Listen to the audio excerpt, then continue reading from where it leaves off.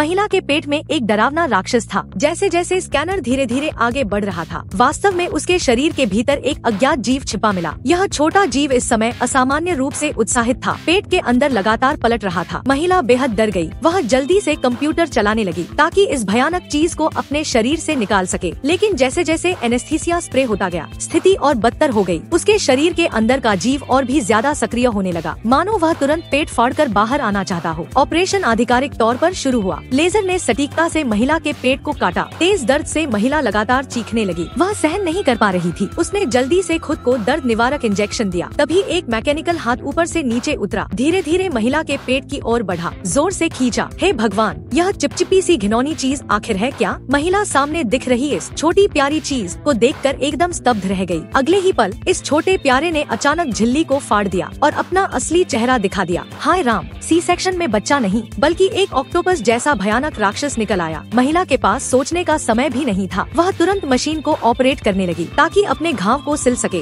राक्षस लगातार कांप रहा था, मानो महिला पर झपटकर उसे खा जाना चाहता हो, लेकिन मैकेनिकल हाथ ने उसे कसकर पकड़ रखा था और महिला को ऑपरेशन कैप्सूल से भागते हुए देखता रह गया। महिला दर्द सहते हुए सबसे पहले आदेश दर्ज करती है। सफेद धुंध से पूरा चैम्बर भर गया। राक्षस आखिरकार शांत हो गया। यह अजीब दृश्य, आखिर कौन सा रहस्य छुपाए हुए है? वह ऐसा राक्षस कैसे पैदा कर सकती है? महिला एक भूवैज्ञानिक है, सब उसे डॉक्टर शॉ कहते हैं। कुछ समय पहले जीवन की उत्पत्ति की खोज के लिए डॉक्टर शॉ और उनकी टीम प्रोमीथियस नामक स्पेसशिप से LV-233 ग्रह पर पहुंचे थे। उन्हें पता नहीं था कि यही अंतरिक्ष यात्रा 17 खोजकर्ताओं की जिंदगी खत्म कर देगी और डॉक्टर शॉ द्वारा जन्मा राक्षस पहली पीढ़ी का भयानक एलियन था। सभी लोगों ने तेजी से सुरक्षा कवच पहना और पहाड़ के अंदर चले गए। उन्होंने पाया कि यह एक संशोधित भूमिगत गुफा थी। गुफा के भीतर अंधेरा और नमी थी। एक भूवैज्ञानिक ने कुछ इंफ्रारेड स्कैनर गेंदें निकाली जो तुरंत उड़कर हर कोने में फैल गयी। उन्होंने सारी जानकारी वापस कंट्रोल रूम में भेज दी। स्पेसशिप ने बहुत जल्दी पूरी गुफा का नक्शा तैयार कर लिया और खोजी टीम इन लाल गेंदों को फॉलो करते हुए गुफा की गहराई में पहुंची। उन्होंने पाया कि यहाँ ऑक्सीजन की मात्रा बहुत अधिक थी और शुद्धता 3028 के स्तर की थी, इसलिए सबने अपने ऑक्सीजन मास्क उतार दिए। लेकिन जैसे ही सभी घर जैसा वातावरण महसूस कर रहे थे, एंड्रॉइड डेविड ने गलती से एक मैकेनिज्म सक्रिय कर दिया। गुफा के अंदर से एक अजीब डरावनी आवाज आई। थोड़ी देर बाद रास्ते में एक होलोग्राम दिखाई दिया। कुछ विशालकाय मानव जैसे जीव घबराकर बाहर की ओर भागते दिखे, जैसे कि वे किसी चीज से डरे हों। टीम बिना सोचे समझे उन विशालकाय जीवों के पीछे चल पड़ी। वे एक विशाल पत्थर के दरवाजे के पास पहुँचे जहाँ उन जीवों के कंकाल पड़े थे। सब लोग उत्सुक हो गए कि दरवाजे के पीछे क्या है, लेकिन पीले बालों वाला भूवैज्ञानिक डर गया। उसे लगा कि दरवाजे के पीछे जरूर कोई भयानक जीव है और वह पत्थर का काम करने वाला आदमी अपनी जान नहीं देना चाहता था। वह तुरंत अपने साथी जीव विज्ञानी को खींचते हुए वापस जहाज की ओर लौट गया। दोनों समूह अलग अलग दिशाओं में चले गए, लेकिन हैरानी की बात यह थी कि ये दोनों जीनियस रास्ता भटक गए। वे एक और पत्थर के दरवाजे के पास पहुँचे जहाँ ढेर सारे विशाल जीवों के शव पड़े थे। पीले बालों वाले आदमी ने देखा कि लगभग सभी के सिर फट चुके थे, मानो कुछ अंदर से बाहर निकल आया हो। यह दृश्य देखकर दोनों डरकर भाग पड़े। भागते भागते वे एक गुप्त कमरे में पहुँचे जहाँ काले रंग के अनगिनत कंटेनर रखे थे। उन्हें बिल्कुल भी खतरे का एहसास नहीं था और वे यहाँ आराम करने की सोचने लगे। अचानक जमीन पर मौजूद काली तरल में कुछ हिलता हुआ दिखा। दोनों धीरे धीरे आगे बढ़े, देखना चाहते थे कि यह क्या है। तभी एक फिसलन भरा जीव बाहर निकला और ठंडी निगाहों से दोनों को घूरने लगा। जीव विज्ञानी बिना सोचे हाथ बढ़ाकर उसे छूने लगा। वह और ज्यादा उत्साहित हो गया और दोबारा हाथ बढ़ाने ही वाला था कि अगले ही पल उस छोटे प्यारे ने उसकी उंगली पर जोर से काट लिया। उसकी शक्तिशाली पकड़ ने उसे दर्द से चिल्ला दिया। उसके प्रतिक्रिया करने से पहले ही वह जीव उछलकर ऊपर आया और तेजी से जीव विज्ञानी की दाहिनी बाह से लिपट गया। वह बार बार पीले बालों वाले साथी को बुलाता रहा। जैसे ही पीला बाल मदद करने आया, उस छोटे जीव ने सीधे आदमी का हाथ तोड़ दिया। पीला बाल घबरा गया और तुरंत चाकू निकालकर उसे 2 हिस्सों में काट दिया, लेकिन उस पर छिटके तेजाब जैसे खून।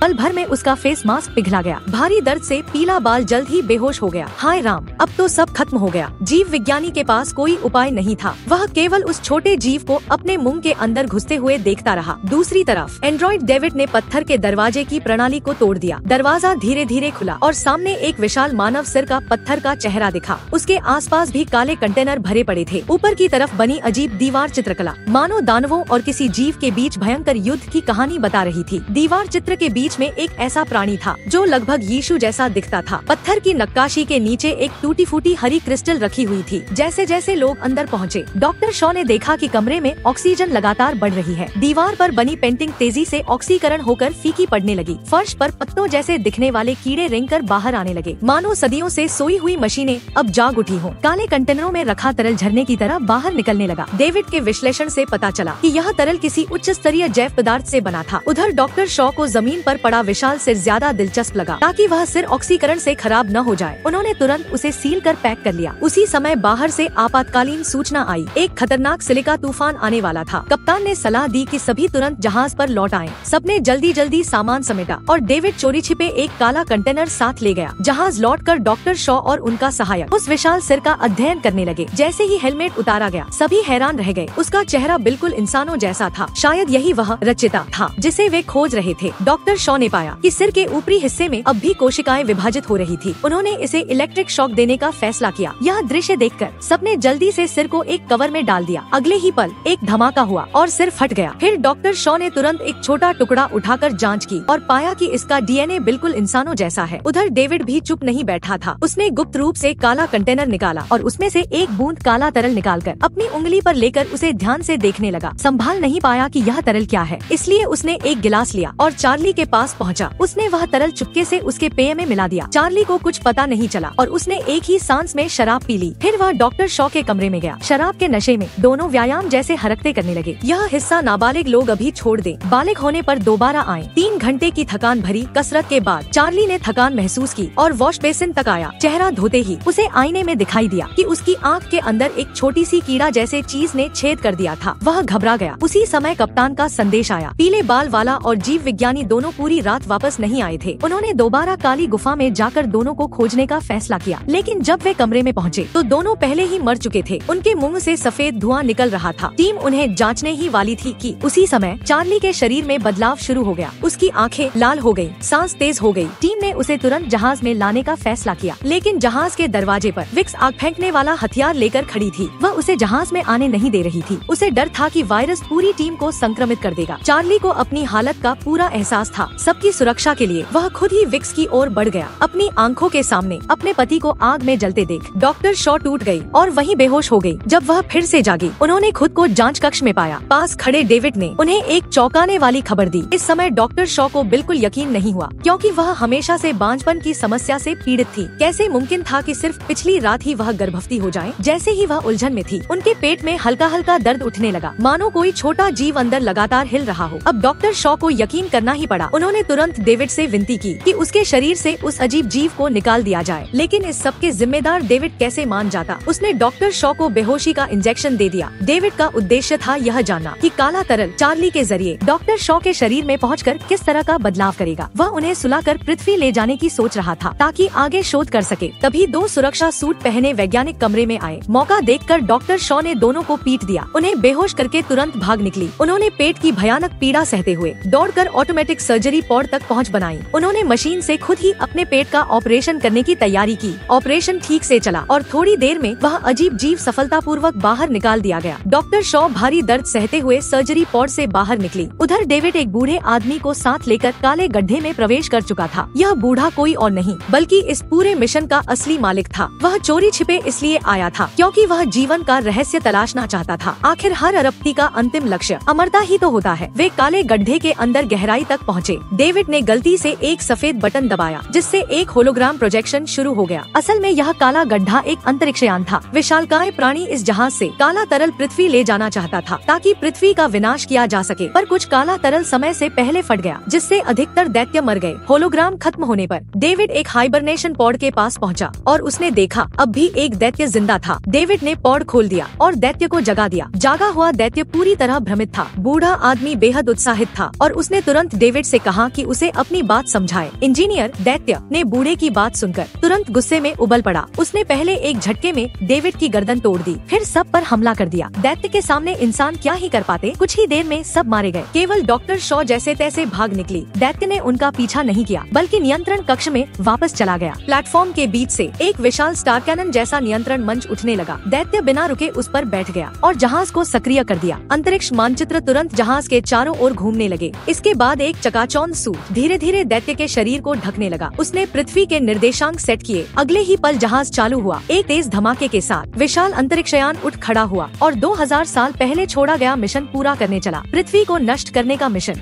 बचकर निकले शाओ डॉक्टर तुरंत कैप्टन से जुड़ते हैं। उन्होंने एक ही सांस में सब बता दिया कि दानव काले पानी का बॉक्स लेकर पृथ्वी को नष्ट कर देगा। उन्होंने आशा जताई कि कैप्टन किसी भी हाल में एलियन जहाज को उड़ान भरने से रोक दे, नहीं तो सब लोग हमेशा के लिए बेघर हो जाएंगे। कर्तव्य भावना से भरे कैप्टन ने खुद को बलिदान करने का फैसला किया। उसने प्रोमीथियस जहाज को एक तोप के गोले की तरह इस्तेमाल किया। एक जोरदार धमाके के साथ प्रोमीथियस ने अपने अंतिम गीत के साथ शानदार ढंग से टक्कर मारी, लेकिन एलियन जहाज जिस जगह गिरा वह ठीक उसी दिशा में था जहां विक्स और शाओ डॉक्टर भाग रहे थे। दौड़ने में कमजोर विक्स सीधे कुचलकर पेस्ट बन गई और मुख्य किरदार वाली किस्मत के साथ शाओ डॉक्टर एक तरफ की चट्टान के नीचे फंस गए और फिर से एक जान बच गई। वह पास के सर्वाइवल कैप्सूल में लौटे घबराकर सामान इकट्ठा कर रहे थे कि अचानक बगल वाले कमरे में आवाज आई। उन्होंने तुरंत एक कुल्हाड़ी उठा ली और आगे बढ़कर देखने लगे। सोचा नहीं था कि उनके पेट से निकला हुआ राक्षस मरा नहीं था, बल्कि और भयानक रूप में बदल चुका था। उसी समय बायो रोबोट डेविड का संदेश आया। उसने चेतावनी दी कि दानव आने ही वाला है। बात खत्म होते ही दानव कैप्सूल के दरवाजे पर आ पहुंचा। उसने जोर से मोड़कर दरवाजा तोड़ दिया और तेजी से शाओ डॉक्टर की तरफ दौड़ा। शाओ डॉक्टर जरा भी नहीं घबराए। उन्होंने फौरन सर्जरी कैप्सूल खोल दिया। राक्षस के दानव को काबू में करने का मौका पाकर शाओ डॉक्टर ने जोर से पैरों का इस्तेमाल किया, बंधनों को खोला और बाहर निकल गए। दानव की हालत खराब हो गई। उसे राक्षस ने कसकर जकड़ लिया। देखते ही देखते राक्षस ने अपना खूनी बड़ा मुंह खोला और फिर अनगिनत छोटी छोटी सांप जैसी चीजें दानव पर फेंक दी। दानव कुछ समझ पाता उससे पहले वह सांप उसके मुंह में घुस गए। सब खत्म। वे सांप एक फटने वाले कीड़े में बदल गए।